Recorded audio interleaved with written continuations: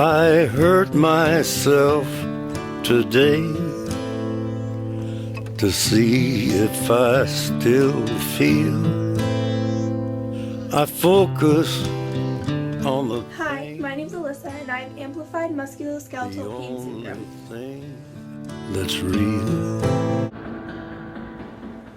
This syndrome usually affects girls between the ages 12 and 14, so like 8th grade through freshman year. However, it can really affect anyone. For example, when I was in the program, there was a little boy who was only 10 years old. Usually if it's seen in boys, it's seen in boys a lot younger than when it's seen in girls. No one really knows why that is, but usually it happens to girls when they're going through puberty or right after puberty. I was diagnosed when I was 16, the summer after my sophomore year in high school.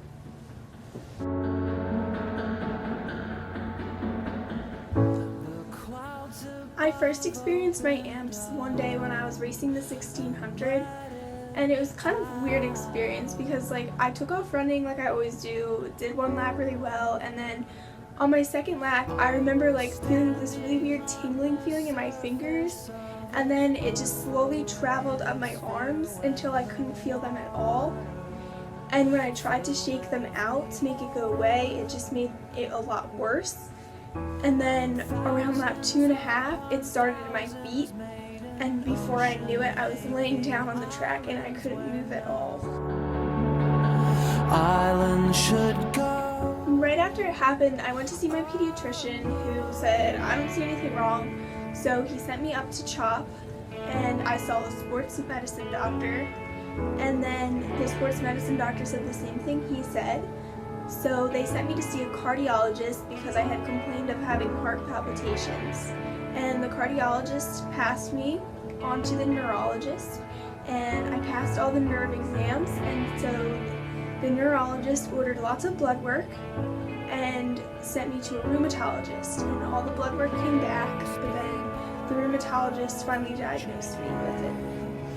They took to their boat. Amplified musculoskeletal pain syndrome is really rare in kids. However, more kids have it than you would think, considering how long it takes doctors to recognize it. A rheumatic doctor finally diagnosed me 4 months after I first experienced pain. And a rheumatic doctor, they mostly deal with arthritis, but they also deal with autoimmune disorders and other pain disorders. And it's usually like pain disorders when kids complain about joint discomfort. The syndrome is so hard to diagnose because when you take any tests, it comes back clean. For example, I had lots of blood work taken to test everything imaginable. I had to have a few nerve exams, I passed MRIs, I even had an ultrasound of my heart, but everything comes back negative. So a lot of doctors just think, oh, there's nothing there. Most people and doctors refer to the pain syndrome as AMPS. It's considered a syndrome and not a disease because doctors don't know exactly what causes it, and because of that they can't really treat it. However, they diagnose it based off of correlations they see between other patients. There's 3 things that they haven't narrowed down to that usually cause AMPS. The first one is having an injury that was really traumatic. For example, if you were in a car accident or if you had surgery, that sometimes will lead to it. Also illnesses. However, they're not illnesses like, oh, I'm sick with fever. It's more like tendinitis, which is an illness you get in your ligaments that makes them really sore or tired. And the third is psychological stresses, which is the most common. But usually it's a few of those working together that cause kids to have AMPS. It's not just one. The doctors believe that my AMPS was caused by my anxiety disorder that I've had since I was about 6 years old. and they think that it was onset after my ankle surgery freshman year. And because in that ankle I also had tendinitis before I had the surgery, so they think that the surgery, it triggered those nerves, and then because of my anxiety, I just made it worse. No, it is not common for kids with AMPS to also have anxiety disorders. However, it is true that most kids who have AMPS, they're like type A. They work really hard. They're very ambitious. They want to impress everyone. However, usually the anxiety doesn't form until after they've formed AMPS. And that's because they never really know when their AMPS is going to hit them, when the pain's going to start, how bad the pain's going to be. A lot of people suggest that we're faking our pain because so many doctors say that there's nothing wrong, and that within itself can create a lot of anxiety. However, my case is special because my AMPS formed around my anxiety, and it just made it a lot harder to break the cycle. Front of bad blood. AMPS works in a cycle, so let me explain it the way the doctors explain it to me. A person without AMPS steps on a tack. The pain signal travels from the foot up to the brain. The brain processes the signal, the person says ow, and the pain stops. A person with AMPS has a short circuit within their nervous system. A person with AMPS also doesn't have to step on a tack to feel pain. The pain signals can go off whenever. When the pain signals are released, they don't go up straight to the brain. Instead, they go through the sympathetic nerve. The sympathetic nerve then tells the blood vessels to constrict. This decreases the amount of oxygen going to certain places in the body. Acid builds up and more pain is felt. However, if that isn't bad enough, the pain signal is then amplified because the parasympathetic nerve is never activated, so the blood vessels are never reopened. If a person with AMPS did step on a tack, the pain signals would be triggered and the same continuous cycle would begin. That's why when a person with AMPS stubs their toe, they act like they just broke their toe because that's what it feels like. Everyone's pain is different. My pain is located in my arms from my shoulder to my fingertips and my legs from my hips to my toes. It gets the worst in my hands and my feet, and sometimes I also have pain in my abdomen and my lower back, so my pain is referred to as total body pain.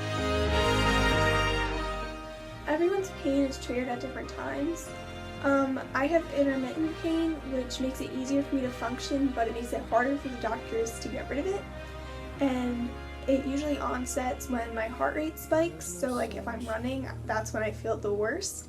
But also it happens if I get surprised, scared, nervous, anxious, but to a lesser degree. Like many disorders, conversions go along with having AMPS. Some people don't get any conversions, some people get a lot of conversions, there's lots of different ones, but a conversion is basically an extra that comes along with your disease, kind of like the appetizer before the main course. So for me, my biggest conversion is my numbness, where before I start to feel pain, my body shuts down instead, so I lose feeling in my limbs. However, also sometimes when I was running, when it first started, it felt like my heart was palpitating and having like an irregular feeling, and I described it to the doctors as it felt like I swallowed a cell phone. My muscles twitch and cramp up when I sleep sometimes. I fatigue really fast. It's just a lot of extra things that go along with having the pain syndrome. Days in sky gray. Everyone feels the pain differently. For me, I think the best way that I describe it is like when I run, it feels like knives are slicing my skin open, and then someone is pouring like peroxide in the open wounds because it's just like a really stinging sensation that I feel. When they go numb and they're waking up, it feels like when your foot falls asleep and if you like slightly move it, you feel like you're gonna have that sharp pain. I feel that everywhere. If I put my hands in cold water, they instantly go numb. If I put my hands or feet in lukewarm water, it feels like they're in boiling water. Sometimes it feels like my arms are on fire and I'll try to shake it, but that only makes the pain worse. So it's just a lot of different types of really, really bad pain. There's no you and me diagnosed with AMPS is also diagnosed with allodynia, which is intense pain caused by light touch. So for me, like when I'm running and I start having that pain, if someone goes like this to me, it feels like they're cutting me open. It bothers me to have a shirt on when I run sometimes because even the rubbing of my shirt feels like someone's stabbing me. Also, if it's really windy out and the wind is hitting my arms, that feels like someone's stabbing me. I was admitted into the hospital on April 4th, 13 months after I initially felt pain. Every day while I was at the hospital, I went through 8 hours of therapy. I started my morning in the pool 4 out of the 5 days a week. On Fridays, we had a meditation hour. 2 of the pool mornings, I would do I Chi, which is the water version of Tai Chi that taught us proper breathing techniques.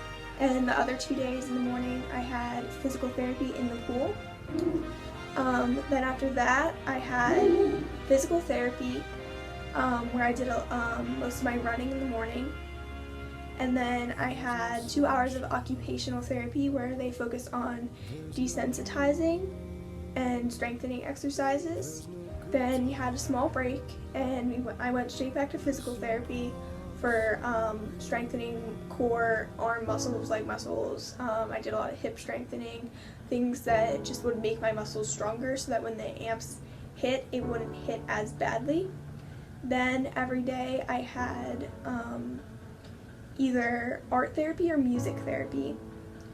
And then I had another hour of occupational therapy to focus more on desensitization, and then an hour of psych therapy. And throughout the day, most of the activities that we would take part in would be specifically for us to induce our pain so that we would have to work through it. Desensitization is used to retrain the nerves so that it stimulates them and they learn what they're supposed to be feeling instead of what they think they're feeling. So for me, since I have a lot of issues with my hands and temperature, one of the activities I did was contrast baths. And so I would sit with my hands in ice water and then move them to warm water, and just to try and teach them that, like, even though they were in the warm water and it felt like boiling water, it wasn't actually boiling water and my hands were still going to be on my body when I took them out. Other activities we did were like the shaker, standing on like spiky mats for the bottoms of my feet, hand massages, other massages. There was this machine where I put my hands in and it put pressure on my hands and squeezed down like this. Just a lot of like contact stuff. They put hot wax on my hands a few times, and it was really just to let the nerves know that everything they were doing that hurt so badly wasn't actually going to damage my body. Unfortunately, no, the program did not make me pain-free. I still experience a lot of pain when I run. I still have episodes during the day. I'm not sure if I'll ever be completely pain-free. I'm hopeful that it gets even better, or that I continue to get used to having it, and you know, I am able to run and enjoy running without feeling all the pain. But if it doesn't happen, it doesn't happen, and I can live with this. Oh, we're young, 'cause translate